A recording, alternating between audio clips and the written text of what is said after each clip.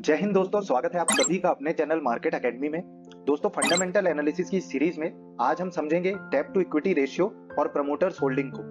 दोस्तों, टॉपिक को स्टार्ट करने से पहले कुछ और टर्म्स को समझ लेते हैं। तो जैसा हमने पीई रेशियो में अर्निंग पर शेयर मतलब ईपीएस का इस्तेमाल किया था, जो कि हमें बताता है कि हमें एक शेयर कितना रुपए अर्न करके दे रहा है, मतलब एक शेयर कितना कमा कर दे रहा है। और वहीं पीबी रेशियो में हमने बुक वैल्यू का यूज किया था, जो कि हमें बताता है कि total assets minus total liabilities company के पास कितने हैं, मतलब नेट एसेट कितने हैं। तो दोस्तों, पीई और पीबी रेशियो दोनों में ही हमने बुक वैल्यू टीटीएम और ईपीएस टीटीएम का इस्तेमाल किया था। तो अब समझते हैं कि ये टीटीएम क्या है। तो टीटीएम का मतलब होता है ट्रेलिंग 12 मंथ्स। तो अब जैसे हम अगर नॉर्मल बुक वैल्यू और ईपीएस का इस्तेमाल करें तो जो फाइनेंशियल ईयर होता है दोस्तों, वह होता है 1 अप्रैल से 31 मार्च का। तो वह डेटा हमें पिछले साल के फाइनेंशियल ईयर का डेटा देगा। और वहीं अगर हम टीटीएम का इस्तेमाल करें तो वह पिछले फाइनेंशियल ईयर के डेटा के हिसाब से ज्यादा करेक्ट और अपडेटेड डेटा हमें बताएगा। इसीलिए हम पीई और पीबी रेशियो दोनों में ही बुक वैल्यू टीटीएम और ईपीएस टीटीएम का इस्तेमाल करते हैं। तो दोस्तों, आप समझते हैं कैश और डेप्ट को। तो कंपनी के पास जितना ज्यादा कैश होगा उतना ही कंपनी के लिए अच्छा है, क्योंकि जिस कंपनी के पास जितना ज्यादा कैश होगा वही टफ टाइम में सरवाइव कर पाएगी। तो दोस्तों, अब आते हैं डेप्ट पे। तो सबसे अच्छा एग्जांपल तो ये होगा कि अगर कंपनी के पास बिल्कुल भी डेप्ट नहीं है, तो जैसे हिंदुस्तान यूनिलीवर को देखें तो इसके पास बिल्कुल भी डेप्ट नहीं है, तो ये एक बहुत अच्छा एग्जांपल है। पर कई बार कंपनी को ग्रो करने के लिए, अपने बिजनेस को ग्रो करने के लिए डेप्ट लेना पड़ता है। जैसे हम भी कई बार लोन लेते हैं, वैसे ही कंपनियां अपने बिजनेस को ग्रो करने के लिए डेप्ट लेती है। तो हमें ये देखना है अगर कंपनी के पास डेप्ट है भी तो कहीं वह डेप्ट इक्विटी से ज्यादा तो नहीं है। और दूसरा, हमें यह चेक करना होता है कि अगर कंपनी के पास डेप्ट है भी तो वह उसे समय से चुकाकर कम कर रही हो। दोस्तों, अब समझते हैं डेब्ट टू इक्विटी रेशियो को। तो दोस्तों, कंपनी ग्रो हो या ना हो, कंपनी बैंकरप्ट ना हो और शेयर होल्डर्स का जो प्रिंसिपल अमाउंट है वह सेफ रहे, तो इसके लिए सबसे जरूरी है चेक करना डेब्ट टू इक्विटी रेशियो को। तो दोस्तों, डेब्ट टू इक्विटी रेशियो का फॉर्मूला होता है टोटल डेब्ट डिवाइडेड बाय टोटल इक्विटी। दोस्तों, यहाँ टोटल डेब्ट होता है लॉन्ग टर्म डेब्ट प्लस शॉर्ट टर्म डेब्ट। दोस्तों, लॉन्ग टर्म डेब्ट आपको मिल जाएगा नॉन करंट लायबिलिटीज से, और शॉर्ट टर्म डेब्ट आपको करंट लायबिलिटीज में मिल जाएगा। ये दोनों ही डेटा आपको कंपनी की बैलेंस शीट से मिल जाएंगे। तो दोस्तों, मान लीजिए कि एक कंपनी है जिसके पास लॉन्ग टर्म डेब्ट है 80 करोड़ और शॉर्ट टर्म डेब्ट है 40 करोड़ का, और उसका टोटल इक्विटी कैपिटल है 100 करोड़ का। तो दोस्तों, यहाँ डेब्ट टू इक्विटी रेशियो हो जाता है 80 crore plus 40 crore divided by 100 crore, तो यह आ जाता है 1.2।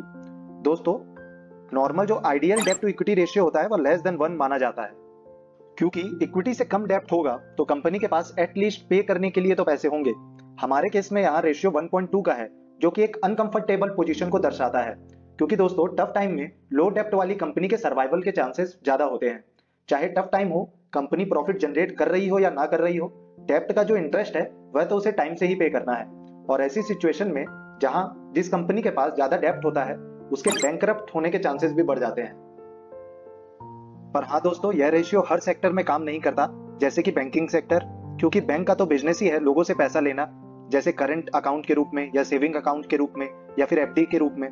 तो हम लैंडिंग कंपनीज, एनबीएफसी या फिर फाइनेंस कंपनी में डेब्ट टू इक्विटी रेशियो का यूज नहीं करते। अब कुछ और सेक्टर भी हैं, जैसे पावर सेक्टर, इसमें काफी ज्यादा पैसों की रिक्वायरमेंट होती है, तो नॉर्मली कंपनी डेब्ट लेकर ही अपने प्लांट्स वगैरह सेटअप करती हैं। तो हमने अभी टाटा पावर जो कंपनी है उसका एक केस लिया है, तो इसके पास भी काफी ज्यादा डेब्ट है। चलिए इसके डेब्ट टू इक्विटी रेशियो को चेक कर लेते हैं। तो इसका डेब्ट टू इक्विटी रेशियो है 1.22 का।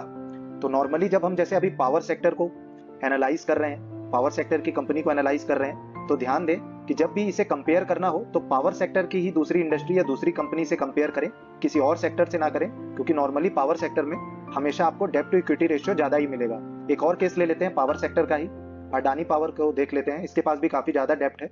इसके डेब्ट टू इक्विटी रेशियो को देख लेते हैं। तो जैसे टाटा पावर में डेब्ट टू इक्विटी रेशियो 1.22 का था, वही बहुत ज्यादा लग रहा था। अडानी पावर में अब 1.90 का है, मतलब उससे भी ज्यादा है।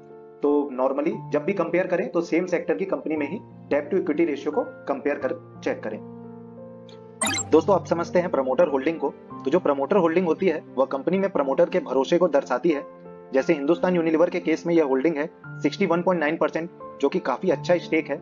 दोस्तों, इसे डीपली एनालाइज करने के लिए आप यहाँ शेयर होल्डिंग में जाइए, तो शेयर होल्डिंग पैटर्न ओपन हो जाएगा। तो यहाँ आपको देखना है कि प्रमोटर के पास कितना स्टेक है। जैसे इस केस में 61.9% का स्टेक है। नॉर्मली दोस्तों अगर 35 to 40% या उससे ज्यादा का स्टेक है तो वह कंपनी काफी अच्छी मानी जाती है।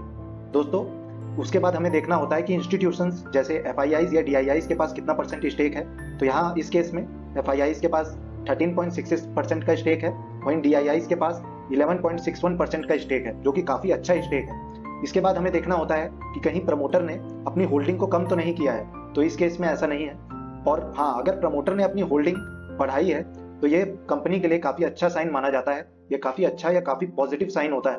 दोस्तों, इसके बाद जो सबसे जरूरी चीज आती है शेयर होल्डिंग पैटर्न में, वह है कि कहीं प्रमोटर ने अपने शेयर्स या फिर अपनी होल्डिंग को प्लेज तो नहीं किया है। अगर शेयर्स को प्लेज किया है, मतलब गिरवी रखा है, तो यह कंपनी के लिए काफी बुरा साइन होता है। तो दोस्तों, प्रमोटर होल्डिंग में भी कुछ एक्सेप्शनल केस हैं, जैसे ITC। तो ITC को देखते हैं, शेयर होल्डिंग पैटर्न में जाते हैं। तो दोस्तों, ITC में प्रमोटर्स की होल्डिंग 0 है। अब ऐसा क्यों है? तो जो ITC है वह एक प्रोफेशनली मैनेज्ड कंपनी है, जिसे कई सारी कंपनियों ने मिलकर बनाया है। तो इसमें कोई एक प्रमोटर नहीं है, कई सारी कंपनियों ने मिलकर बनाया है। तो अब ऐसी कंपनी में हम क्या चेक करें शेयर होल्डिंग पैटर्न में? तो दोस्तों, इसमें हमें देखना होता है कि इंस्टीट्यूशंस का कितना स्टेक है। तो इसमें DIIs का 42.77% है, FIIs का 11.99% है, मतलब एवरेज 54% के ऊपर का स्टेक इंस्टीट्यूशंस के हाथ में है, मतलब सेफ हाथों में है।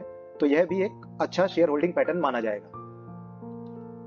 और हाँ दोस्तों, बैंक्स में भी हम प्रमोटर्स की होल्डिंग को नहीं देखते, क्योंकि RBI की रिस्ट्रिक्शंस हैं कि एक आदमी कितने % तक स्टेक होल्ड कर सकता है, ताकि एक ही आदमी के पास बैंक चलाने या बर्बाद करने की ताकत ना हो। इसलिए बैंक्स में भी हम टोटल ये देखते हैं कि इंस्टीट्यूशंस के पास कितना स्टेक है। तो हम अभी HDFC बैंक को देख लेते हैं, शेयर होल्डिंग पैटर्न को। तो HDFC बैंक के पास प्रमोटर्स के पास 25.78% का स्टेक है, FIIs के पास 35% और DIIs के पास 24%, मतलब काफी अच्छा स्टेक जो है वह प्रमोटर्स और इंस्टीट्यूशंस के पास है। एक और एग्जांपल ले लेते हैं ICICI बैंक का। तो इसके भी शेयर होल्डिंग पैटर्न को देख लेते हैं। तो इसमें प्रमोटर्स की होल्डिंग 0 ही है। तो यहाँ भी हमें देखना होगा कि इंस्टीट्यूशंस के पास कितना स्टेक है। तो यहाँ दोस्तों, DIIs के पास 44.82%, जो कि काफी ज्यादा स्टेक है। FIIs के पास भी 43.95% का स्टेक है, मतलब 88% के आसपास का स्टेक जो है वह इंस्टीट्यूशंस के पास है, जो कि काफी अच्छा स्टेक है और काफी सेफ हाथों में है। तो दोस्तों, हमें बैंक्स में और कुछ प्रोफेशनली मैनेज्ड कंपनियों में भी इंस्टीट्यूशन का स्टेक देखना होता है, क्योंकि वहां प्रमोटर्स की होल्डिंग या तो लिमिटेड होती है या तो 0 होती है। दोस्तों, आशा है कि आज आपको डेब्ट टू इक्विटी रेशियो और प्रमोटर्स होल्डिंग का ये कॉन्सेप्ट समझ आया होगा। दोस्तों, अगर यह वीडियो आपको इन्फॉर्मेटिव लगा हो तो लाइक जरूर करें, और फंडामेंटल एनालिसिस की सीरीज के साथ जुड़े रहने के लिए इस चैनल को सब्सक्राइब करें और बेल आइकन को क्लिक करें। धन्यवाद।